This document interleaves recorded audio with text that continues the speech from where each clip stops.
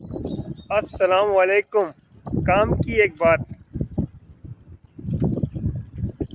جو گزر گیا اچھا تھا اور جو ہو رہا ہے اچھا ہے، اور آئندہ بھی اچھے کی امید رکھنی چاہیے، کیونکہ ماضی، حال، مستقبل یہ سب رضائے رب کی مرضی سے ہوتا ہے۔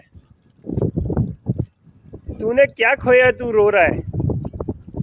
آج جو تیرے پاس ہے وہ کل کسی اور کا تھا اور کل کسی اور کا ہوگا،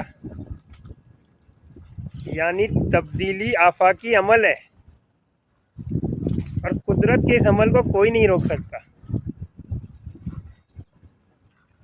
یہ باتیں سوچ کے انسان کو پتہ چلتا ہے زندگی کی دنیا کی محبت کتنی عارضی ہے، اور انسان خود بھی اپنے ساتھ لے کے نہیں جائے گا، بس اس کا عمل رہ جاتا ہے۔